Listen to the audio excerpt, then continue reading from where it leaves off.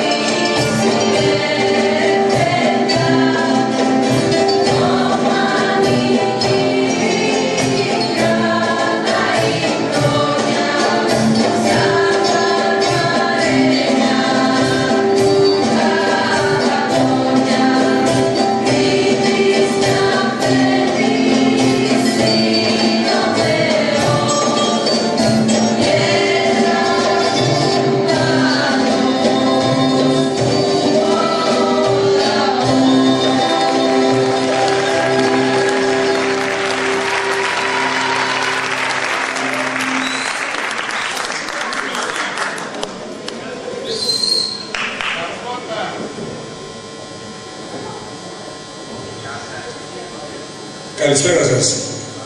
Όπως καταλάβατε, ξεκινήσαμε με τον Τζάνοκο, τον Γκάτσο και τον Χατζηδάκη, γιατί θέλουμε να δώσουμε έναν επικό τόνο στη σημερινή εκδήλωση, γιατί η χώρα μας σήμερα έχει ανάγκη από γνήσιο πατριωτισμό στις σχολές που περνάει. Έχει ανάγκη για τον κοσμό του Σολομού, του Ελίτη, του Σεφέρη και του Γκάτσου. Και δεύτερον, γιατί ο Γκάτσος κατόρθωσε το εξής: να συμβιβάσει, να παντρέψει την παράδοση δημοτική με τον υπερελισμό. Δηλαδή να κάνει μια ανανέωση στην δημοτική μας παράδοση. 19 χρόνια συμπληρώνονται φέτος από τον θάνατο και 100 που γίνει στην του Γκάτσου, του ποιητή του σφράγισε με τους στίχους του το έντεχνο ελληνικό τραγούδι από τη δεκαετία του 1950 ως εκείνη του 1980, κομίζοντας σε αυτό τον υπερελιστικό λόγο αλλά και στη διάρκεια με τη δημοτική παράδοση. Ο Νίκος Γκάτσος υπήρξε ποιητής ο οποίος εγκατέλειψε τη τέχνη του για να ακολουθήσει μια άλλη συγγενή προς εκείνη του τραγουδιού. Γεννημένος το 1911 στη Μεσαία Αρκαδίας, ήταν ήδη από τα μέσα της δεκαετίας του 30 γνωστός στους οικονομικούς κύκλους των Αθηνών, συμμετέχοντας στα λογομικά καφενεία της εποχής. Εκεί έγινε κοινωνός του ρεύματος του υπερελισμού και μέλος της συντροφιάς των κυριότερων εν Ελλάδη εκπροσώπων του. Η συναστροφή αυτή θα οδηγήσει στο κορυφαίο ποιητικό του έργο, την Αμοργό, το οποίο σύμφωνα με μαρτυρίες γράφτηκε τυχαία εν μια νυχτή. Στην Ελλάδα Καραβοκύρη. Με τη φουρτούνα και το σιρόκο ήρθε μια σκούνα από το Μαρόκο. Με τον αγέρα και με τα γιάζι πάει μια μπρατσέρα και τη βεγγάζει. Άγιε Νικόλα, παρακαλώσε, στα μέλα βόλα λουλούδια στρώσε. Με τον Ασίκη το πουλοτιέρι ήρθε ένα μπρίκι από ταργέρι. Με την Ελλάδα Καραβοκύρη πάει μια φλεγάδα για το μισήρι. Άγιε Νικόλα, παρακαλώσε, στα μπέλα γόλα λουλούδια στρώσε. Η πίκρα σήμερα δεν έχει σύνορα και εσύ δεν έπρεπε να μ' αρνηθείς. Κάποτε λίμωνο στο μεσοχίγωνο τον ήλιο σου φέρα να ζεσταθείς. Κοίτα πως κλαίει ο ουρανός, δεν είναι πια γιορτή. Έγινε το όνειρο καπνός, πες μου γιατί. Νύχτωσε, βράδιασε, ο κόσμος άδειασε. Κρύβω το δάκρυ μου και καρτερώ. Μα εσύ δεν έρχεσαι, βρέχει και βρέχεσαι.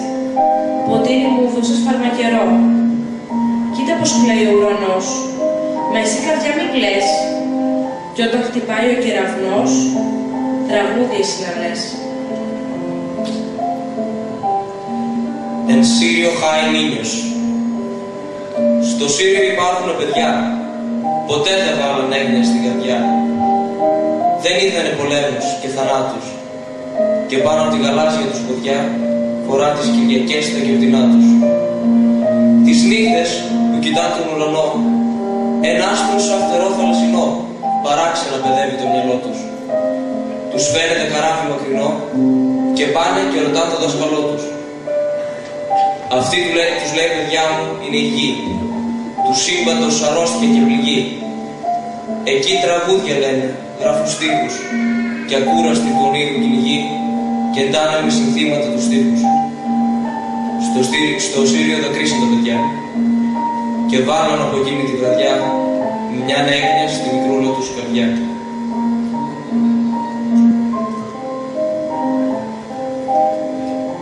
Ελλάδα, Ελλάδα, πού πήγαν οι ώρες, πού πήγαν οι μέρες, πού πήγαν τα χρόνια, φωτιά στα χαυτία, καπνιά στην Αιώλου, βρωμιά στην Ομόνια, ουρλιάζουν τριγύρω Volkswagen και Fiat, Renault και Toyota, σε λίγο νυχτώνει, στους άχαρους δρόμους θα ανάψουν τα φώτα, και οι ανθρώποι μονάχοι στην κόλαση τούτη θα γίνουν λαμπάδα. Πώς τα έκανες έτσι τα μαύρα παιδιά σου, Ελλάδα, Ελλάδα? Πού πήγες αφρούλα του ονείρου λουλούδι, πού πήγες Ελένη? Κρυφές αμαρτίες της άχρονης μέρας το φως δεν ξεπλένει. Μονάχα πληβοί με μάτια θλιμμένα χτυπάνε καρτέλες. Στον άθλιο μισθό τους σφιχτά κολλημένοι σαν στρίδια, σαν βδέλες, για ένα τριάρι, για λίγη βενζίνα, για μια φασουλάδα. Πώς τα έκανες έτσι τα μαύρα παιδιά σου, Ελλάδα, Ελλάδα? Πού πήγες αγάπη, παράδεσε πρώτε, πού πήγες ελπίδα? Περάσαν οι μέρες, περάσαν τα χρόνια και ακόμη δεν είδα ατρόμητους άντρες, σοφούς κυβερνήτες, μεγάλους αντάρτες, να σπάζουνε πύλες, να ρίχνουνε τείχη, να αλλάζουνε στράτες. Και η νύχτα να γίνει χρυσό μεσημέρι, και η μπόρα λιακάδα. Πώς τα έκανες έτσι τα μαύρα παιδιά σου, Ελλάδα, Ελλάδα?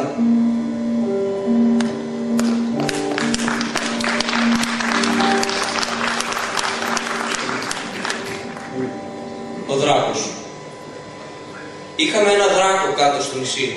Κάπνιζε ταμπάκο, έπινε κρασί. Και το μεσονύχτη, σίδερο καρδιά, άπλωνε το δίχτυ κι άρπαζε παιδιά. Υπομονή, ήλιος θα φανεί με χρυσά φτερά πάνω από τα νερά για να μας πει μες στην τροπή.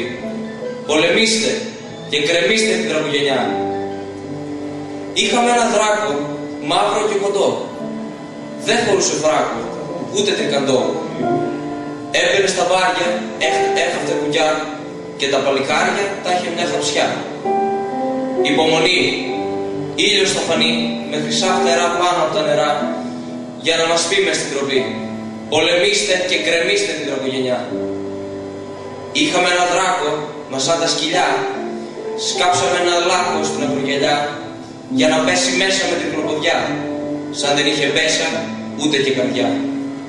Υπομονή, ήλιος θα φανεί με χρυσά φτερά πάνω από τα νερά για να μας πει μες στην τροπή. Πολεμήστε και κρεμίστε την τραγουδενιά.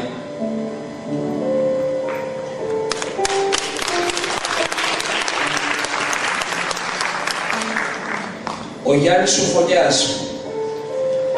Ο Γιάννης ο Φωνιάς, παιδί μιας πατρινιάς και ενός μεσολογγίτη, προχτές την Κυριακή, μετά τη φυλακή, επέρασε το σπίτι.